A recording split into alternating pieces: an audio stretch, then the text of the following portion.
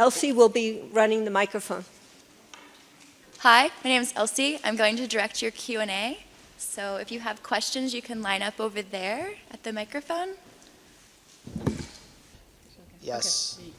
Okay. Hi, thanks very much for a really interesting talk. Thank you. I was wondering if you could just talk a little bit more about something you dropped at the beginning about the battle moving to college campuses. I'm a college professor, and I'd actually just like to, I have an idea of what to be on the lookout for, but I'd be curious Have you noticed?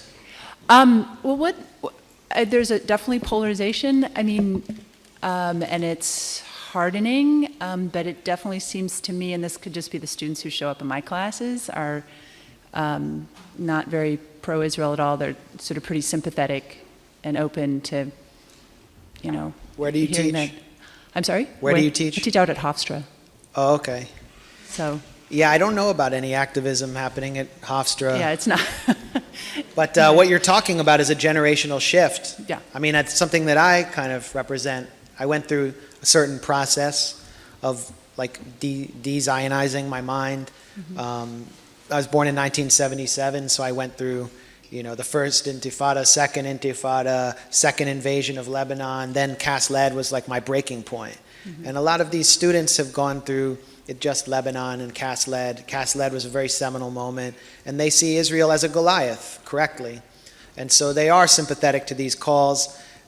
Students for Justice in Palestine is leading the Palestine Solidarity Movement on campus, leading the battle for justice in Palestine. It's organized organically. It's organized mostly by Arab American and Muslim Americans who are second and first generation immigrants who are really asserting themselves in this country against an incredibly racist environment.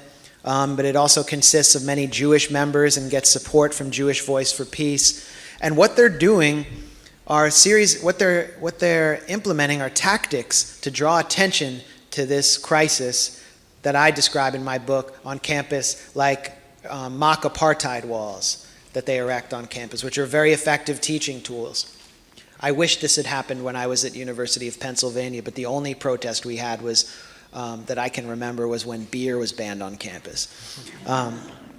They are distributing mock eviction notices, and they are holding divestment. They're introducing divestment resolutions to divest from corporations that are involved in human rights abuses in Israel-Palestine, which means that they're actually leading the anti-war movement on campus, which has disappeared since the election of the most dangerous man in America, Barack Obama. And that they are really like the only game in town as far as activism related to U.S. foreign policy on campus. There has been a harsh pushback against these students, and we recently saw it at NYU when, in an act of solidarity with the Students for Justice in Palestine at Northeastern University in Boston, who are suspended for distributing mock eviction notices after a multi-year campaign by the Israel lobby to get them banned. These students distributed eviction notices at a dorm, and they didn't target any particular student population, but because one of the dorms happened to have a Shabbat elevator, pro-Israel groups and pro-Israel student activists declared that Jewish students had been targeted and that they felt unsafe, and that these feelings of unsafeness are used as a weapon against Palestine organizing on campus. It's very manipulative, and it's completely baseless, but they've attempted to go to the administration and demand that the administration protect Jewish students, as if the pro-Israel lobby speaks for all Jews. It's very anti-Semitic for them to claim that Israel speaks for all Jews. And so the NYU students have been accused on Fox News by a pro-Israel NYU student of being connected to Hamas, of being violent, of being basically terrorists, and of course being anti-Semitic. And there is a petition on a website run by David Horowitz, someone who recently said, this right-wing reactionary figure who recently said that if you're black in America, you get a free ride. David Horowitz is running a petition to get the NYU Students for Justice in Palestine banned. And what we're seeing there are issues about civil liberties, The Northeastern University Students for Justice in Palestine was unsuspended because the ACLU stepped forward and threatened a lawsuit because their speech was being repressed. I think liberals who aren't necessarily sympathetic to BDS or Palestine solidarity will start to come to the fore and be forced to defend these students and their free speech because they kind of represent a continuation of the free speech movement that started in Berkeley that every liberal is sympathetic to. And so the momentum is shifting in their direction for that reason. The Israel lobby on campus is increasingly isolated, but it has more money than God.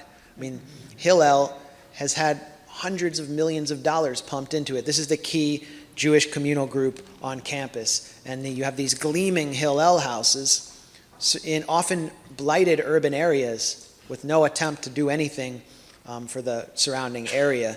These Hillel houses generally boycott Jews. They have a boycott of Jews who are like me, who are anti-racist and therefore anti-Zionist. You're basically not allowed in there. There is a movement to break the vice grip of Zionism called Open Hillel, and 2 Hillel houses at Vassar and Swarthmore have actually declared open Hillels that they'll be open to people like me. They'll be open to hearing from Palestinians. They'll be open to hearing all different perspectives, something that I think Jewish Americans generally want. That's kind of how we've been raised, is to hear people out. And I think this movement will expand, but Hillel has harshly condemned them and is attempting to perpetuate the boycott of Jews. And just finally, I just want to just note something interesting to me, which is that in South Dakota, where there are almost no Jews, there is a Hillel house at the University of South Dakota, and it has like 8 members, and they wear, yarmulkes and talit, and they like to blow shofars and observe Jewish holidays, but none of them are Jewish. They're Messianic Christians. They're evangelical end-timers who I believe, according to their eschatology, that in the end of days, when Jesus descends in his white throne above the hill of Megiddo, that all but 144,000 Jews will, if they fail to convert, will burn in an everlasting lake of fire, which is, doesn't seem friendly to Jews. In any case, the Jewish Daily Forward asked the Hillel International, Hillel, which condemned Open Hillel, what do you think about this? And they refused to comment. So, according to Hillel, with their silence on this group and their opprobrium and condemnation for anti-Zionist Jews, evangelical Christians are more Jewish than I am. And they get to decide who's a good and a bad Jew. And obviously, that's something that we have to reject. Next. Thank you so much, Mr. Blumenthal. A lot of the discussion that I see around BDS is centered on the power of institutions that are so essential to the survival of Israeli Zionism. Large companies, college campuses, lobbying firms, and whatever. How can someone like myself, and presumably many people here who are not keyed into such institutions, how can we participate? I think BDS is like right now an educational movement, but it also it can have an impact with these divestment resolutions, if only the faculty the administration at Stanford would do what they did with this, environmental divestment initiative. Of course, they're very afraid of, losing donations and offending alumni.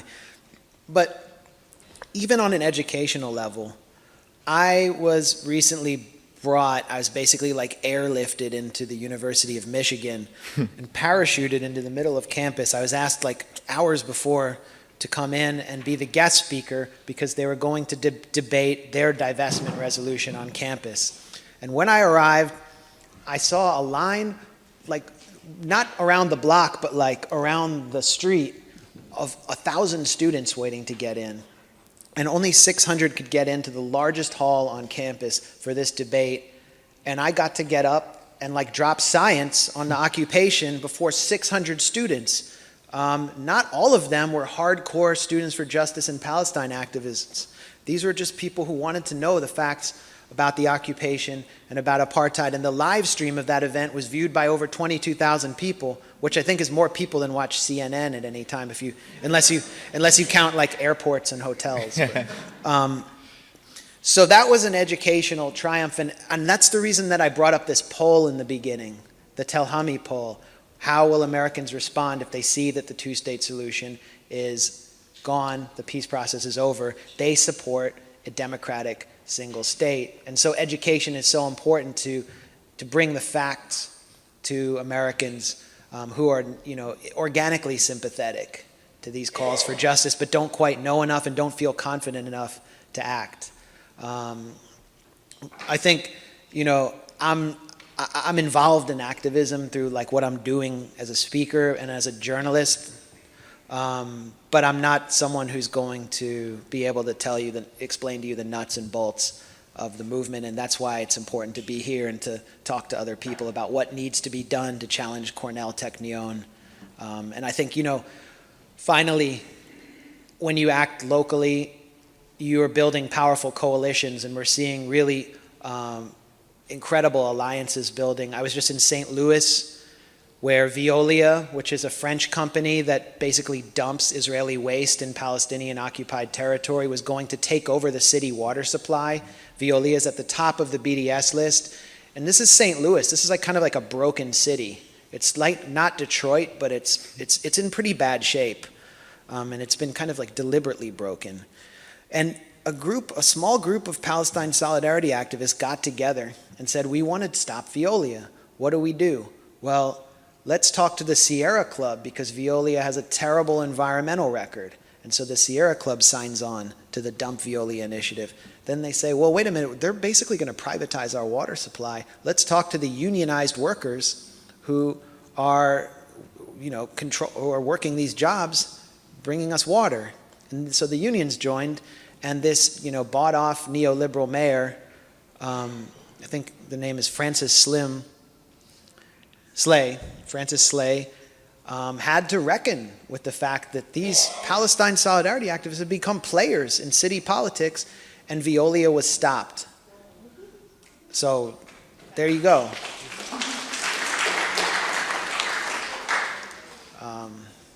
So that's about the best I can do. Thank you so much. Thanks a lot.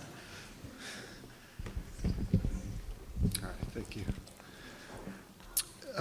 You portray an Israel that's turned really hard right, but you also suggest a unity with what it's become, between what it's become and what it was in 1947, 1948.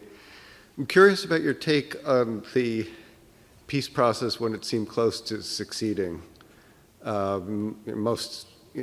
Most obviously at the end of Clinton's administration, to a lesser extent in 2008 with Olmert. But let's keep it mainly on the apparent near miss in 2000. Thanks for that question. Yeah. Okay. The Israeli left, I would add, has really been marginalized, in the last few years. Yeah, the notion that Israelis and Palestinians were very close to a genuine peace agreement at Camp David and then Taba in 2000, that notion is the product of pro-Israel propaganda, which has just been pumped into our media over and over again. It is completely false. Yasser Arafat, who is then the chairman of the PLO and the head of the Palestinian Authority, a very repressive and unrepresentative organization that does not represent Palestinians, because most Palestinians are unable to elect members of it. No one in the Palestinian diaspora, no Palestinian refugees, and no and many Palestinians, even in the occupied territories, are unable to have a voice within the Palestinian Authority. And Arafat was brought to the table against his will, and Bill Clinton promised that he wouldn't blame him if he came to the table. Then they proceeded to offer him a terrible deal, which gave the Palestinians no overflight rights, basically no control of their airspace, no control of their borders, no ability to have a military except for repressing Palestinian resistance, no control over their water because Israel would have gotten the major settlement blocks like Ariel, which sits on top of the Palestinian aquifer, and they would have gotten a tiny little town outside East Jerusalem called Abu Dis as their capital. They would not have gotten East Jerusalem. So they weren't offered a state. There was no offer for a state, and the Palestinians who live in Gaza and the West Bank have never been offered a state. Nothing that they have been offered could qualify as a state. And each year, each time this offer comes to bear, it's considered an offer. What it really is a demand that they basically give up legitimate rights that we support for every other kind of people, from Syria to Bosnia to elsewhere, to Nigeria to Congo, that they be forced to give this up. Each time the offer gets worse. Ehud Olmert's offer was the same as the kind Clinton presented at Camp David, for which he blamed Arafat along with Ehud Barak, and Barak blamed them in order to justify the harsh repression that he was about to implement in the occupied territories. He said there's no partner for peace, and with that statement he did damage the Israeli left fatally. But Olmert, who is, as mayor of Jerusalem, was largely responsible for building some of the largest settlements in and around East Jerusalem, deliberately making a Palestinian state inviable, not viable, presented this offer at a time when his approval rating was 6%. Now, these offers have to be voted on in these deals have to be voted on in the Israeli Knesset. They're not voted on by the Palestinian Authority because the Palestinian Authority is controlled from the outside. But Israel votes on them. The Oslo Accords was passed by one vote after a member of Knesset was at the last minute bought a Mitsubishi car. There was no way Olmert's deal would have ever passed in the Knesset. He was the most hated man in Israel because he had just led the bungled, bloody invasion of Lebanon, and was denounced in a national ceremony to his face at the Yitzhak Rabin Memorial Ceremony by David Grossman, Israel's kind of nationally famous literary figure. He was a hated figure who was also on trial for taking bags of cash from a U.S. millionaire and giving him favorable deals, real estate deals. And he's actually now, I think, been convicted of corruption because he couldn't get convicted of war crimes for Operation Cast Lead. But Bernard Avishai and other liberal Zionist figures who are courtiers of Olmert have promoted this deal as kind of this panacea that could have happened, that could have been a peace process. And Avishai wrote in the New York Times about this deal, and there were details in there that I found funny. For example, that the deal would have required a tunnel to be built from the Gaza Strip to the West Bank for the Palestinian Morlocks so that they wouldn't have to be seen and wouldn't be allowed to enter the land of the enlightened people of the light. So I actually asked Avishai in person about this tunnel idea and how he thought that was that was true peace, and he didn't really react well to it. But in any case, these deals were never going to happen. They were not deals that would have given Palestinians a state, and so they failed for a very good reason, and we should disabuse ourselves of the notion that they were ever viable. What we need to do is exert external pressure in order to produce not the Palestinian Mandela, because the Palestinian Mandela is already there, has been there, is laying in Palestinian graveyards, is sitting in Israeli prisons on hunger strike, is everywhere, but the Israeli de Klerk, who will come to the table and negotiate a real peace deal. As Mandela said, I would have never negotiated with the apartheid government of South Africa except for the end of apartheid. And so the goal is to produce an Israeli de Klerk who will negotiate the end of apartheid and produce a real peace. Because as I explained, for the last hour, a two-state solution, as it's understood in the US, will not lead to peace. It will lead to a hyper-nationalist Jewish state surrounding a Bantustanized, dystopian, panopticon-style Palestinian authority controlled from the outside, just as the Gaza Strip is right now. Anyway, thank you for that important question. Sure. Thanks, Max. I do have my own question, but I just wanted to follow up on that quickly. And if you see any kind of budding Israeli politician that maybe has the potential to be that Israeli de Klerk. Yeah, Hanin Zoabi. But actually, I mean, to try to take that more seriously. It's funny how we're always, supposed to we're always hearing the call for the Israeli politician to come out and make peace, but we never think that that politician could be a Palestinian who is a citizen of Israel. But I mean, this film, The Gatekeepers, like I didn't like it very much because it's a shooting and crying film. It's about, these former heads of the Shin Bet, the General Security Service, sit before the camera and talk about all the crimes they committed in the name of the occupation and reflect on it. And that's part of the Israeli tradition of, shooting, crying, and then you kind of go back and shoot again. They haven't really, they don't understand the roots of why these crimes occurred, but they are reflective people. And they do recognize the reality of the occupation because they're very highly educated, they're trained in the intelligence services to read this analysis, and they tend to recognize the reality that they're in and try to get the best outcome. And so I think the Israeli de Klerk, if it is to be a Jewish Israeli, will come from the intelligence services. And we've seen these figures in The Gatekeepers, who appeared in The Gatekeepers, and Meir Dagan, the former head of the Mossad, actually mounting really the only effective the only establishment challenge to Netanyahu right now. So that's where I see it coming from, if it is to come. Okay. Yeah, I had a question too. Well, first, thanks. My name is Kayvon Afshari, and I just had a really simple, specific question. I'll leave it for you to provide any necessary information or context for our audience. Yeah. And sorry, my question is just, what do you think of the Washington Free Beacon? And I'll allow you to explain if you wanted to.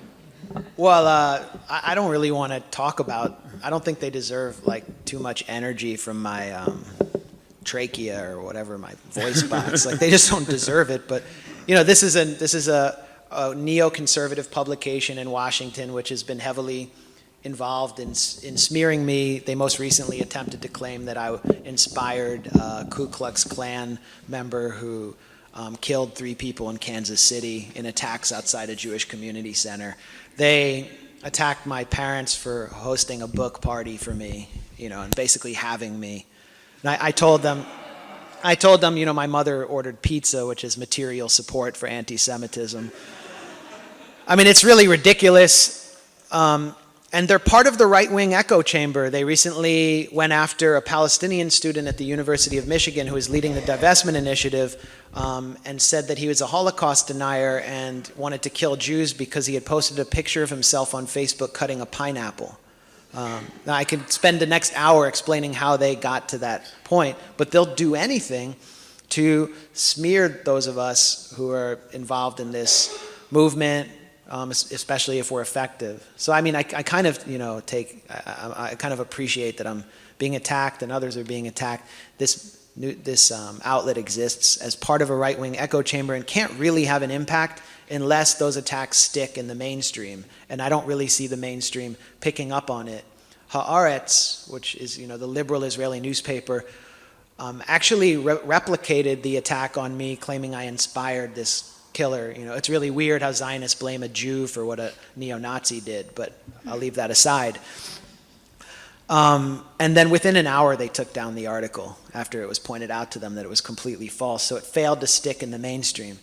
What I noticed, though, about this publication is that it's always defending Sheldon Adelson and promoting Sheldon Adelson.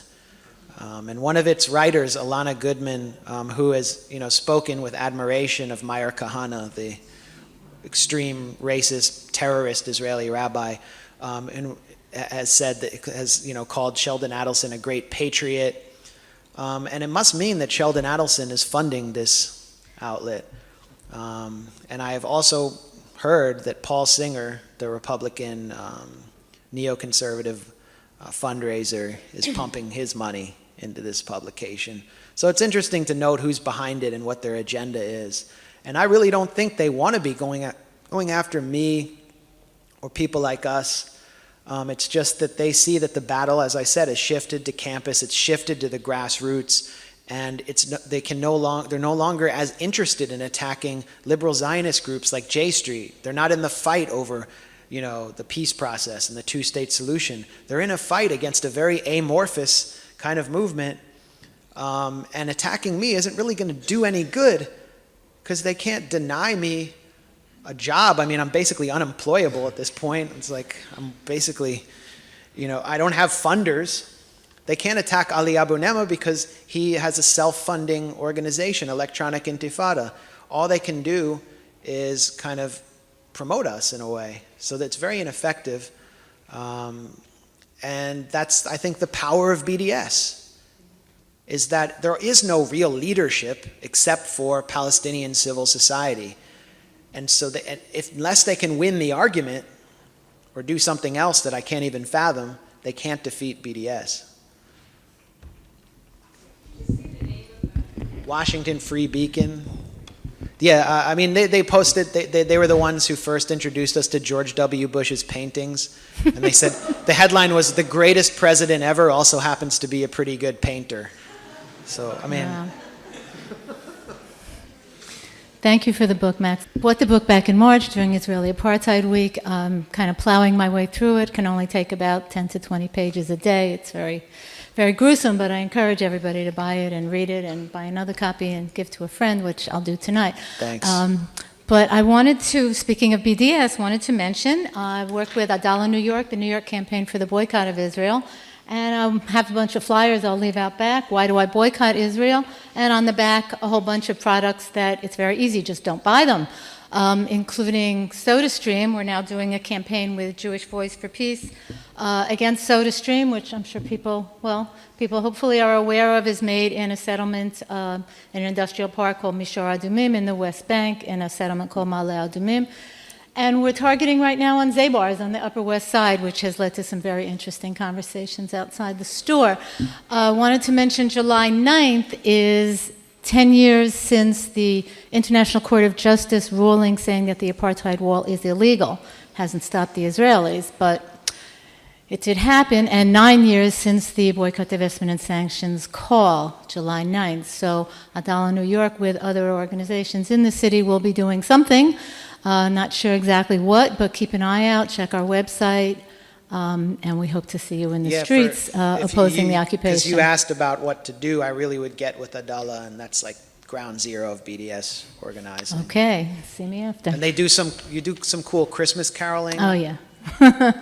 And right. Just to say, it's gone way beyond the folks who focus on this issue. I was at a May Day protest last week, and I was kind of walking around with these, just kind of holding them up, and dozens of people just came up and said, "Give me one of those. What's that?"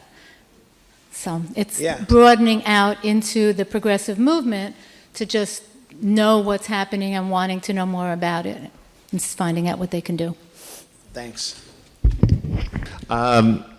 As I'm sure you know, historians like Rashid Khalidi and Ian Lustig, they probably would agree with a lot of your analysis of what's going on in Israel. But at least with Khalidi, he feels that to try to advocate a one-state solution to the crisis is foolhardy.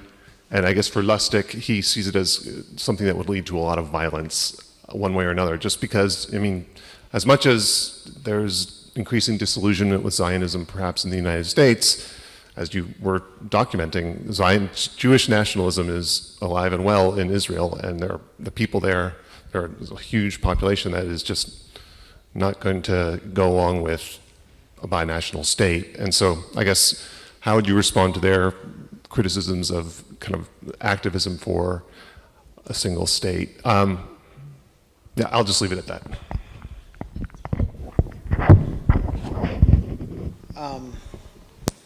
First on de Blasio. So Bill de Blasio had this off-the-record meeting with APAC's local chapter. I think it was Jacob Kornblue or some reporter who recorded part of it before being thrown out. I guess, if Israel's such a great ally, why can't they be, in Central Park having these kinds of meetings?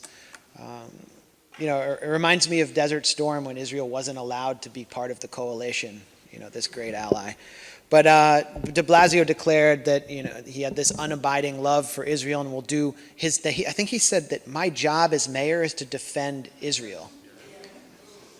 And so The Nation magazine, which had heavily promoted de Blasio, as it did Obama in 2008, I guess, baby Jesus, it published an editorial about de Blasio's meeting with AIPAC and declared that he should also meet with J Street. That was their solution. And so they got it all wrong. They completely botched it because the problem was that your job as mayor of New York is to defend New Yorkers. Your job is to represent the people who elected you, not some nuclearized apartheid state 5,000 miles away. So that was, kind of embarrassing, but it's exactly what we could expect from a progressive mayor who does intend to do some positive things for this city, which is overcompensation. It's why he's appointed Bill Bratton. Partly appointed Bratton because of the federal monitoring from Ray Kelly, but he's bringing in someone who's addicted to the broken windows theory of policing, who's gonna crack down on the homeless more harshly than Kelly did, who's just rebranded the Muslim profiling system, the demographics unit that Kelly implemented, which was actually based on Israeli control of the West Bank. He's basically the perfect person to bring in to rebrand everything that Kelly did. Bratton actually invented stop and frisk.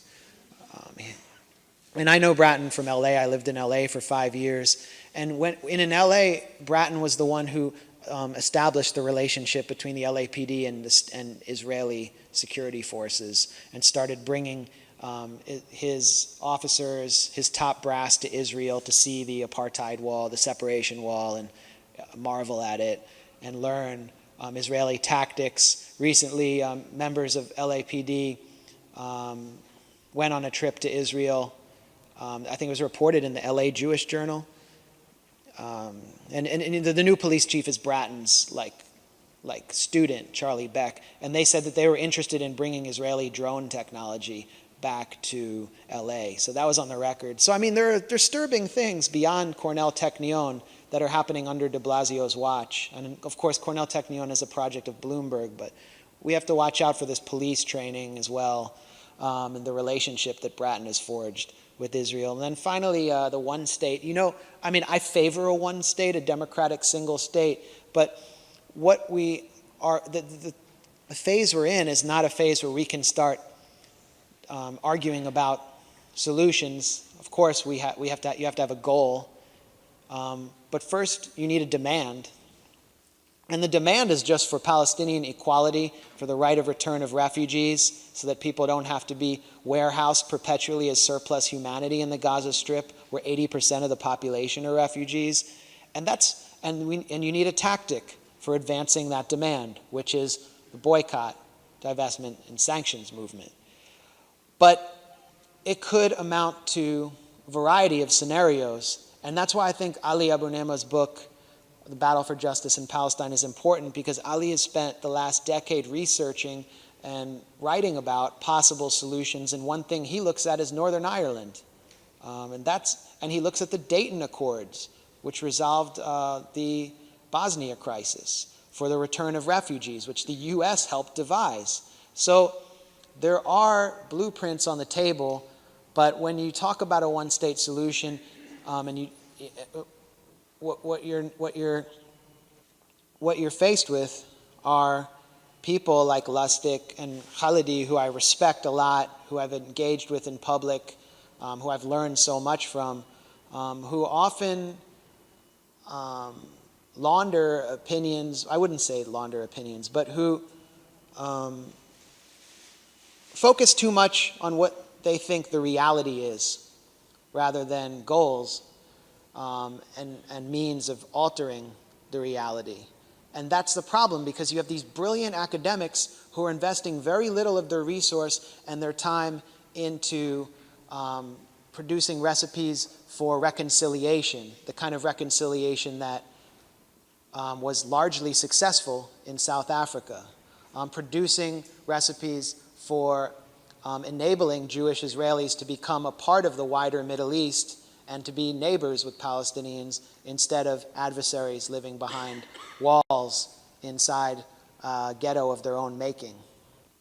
And so I think it's unfortunate that these academics seek to suppress calls for equality by pointing to the way it is rather than actually applying their resources and their intellect. I mean, these are two of the most brilliant figures to ever touch this subject, to produce recipes for getting out of this bloody impasse. And it's why I really respect what Ali Abu Nema is doing, which is just a very forward-looking vision without being impeded by the status quo or the way it is, the reality. Finally, thanks again to Brooklyn for Peace, for bringing me to Brooklyn for the first time, and thanks for coming out and for what you're doing in this city. And I'll sign books now.